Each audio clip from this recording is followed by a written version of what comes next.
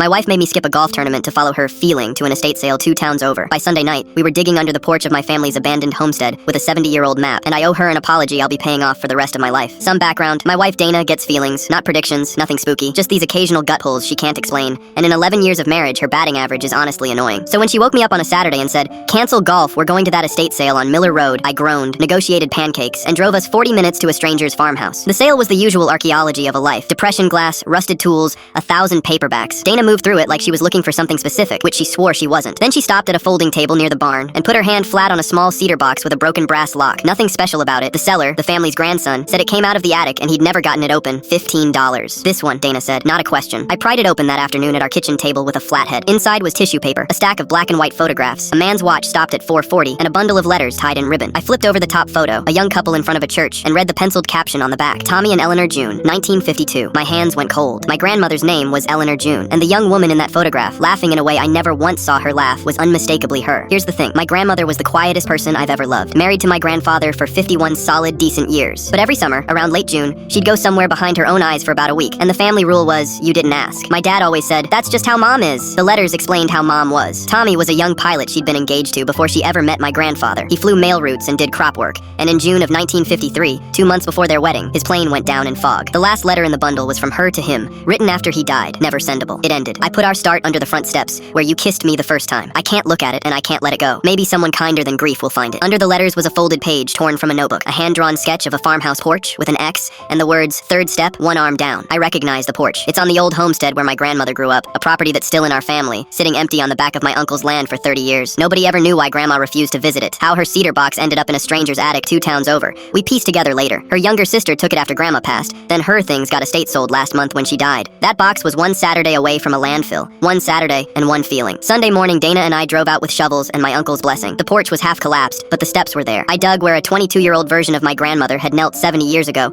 and about 2 feet down, my shovel scraped metal. A coffee tin, rust welded shut. Inside, a diamond ring wrapped in wax cloth. A savings passbook, the wedding fund, $600 in 1953, which the bank later honored with decades of interest into a number that made me sit down, and rolled in a sock, 40 silver dollars Tommy had apparently given her one at a time, one for every month I've loved you. A coin dealer valued the collection at just under $30,000. But I want to be clear about what the treasure actually was. It was finally understanding my grandmother, why June went quiet, why planes made her stop mid-sentence, why she held my grandfather's hand at every takeoff when they traveled. She had carried a whole first life in silence, out of love for the second one. We put most of the money away for our kids. We framed the photo of Tommy and Eleanor for the hallway next to her picture with Grandpa, because she loved them both, and both were true. And last month we found Tommy's grave in a little cemetery upstate, overgrown, no flowers in 70 years. There are flowers now. Dana picked them. She said she had a feeling about which ones. Yellow roses. We found out later, from the letters, they were the wedding flower.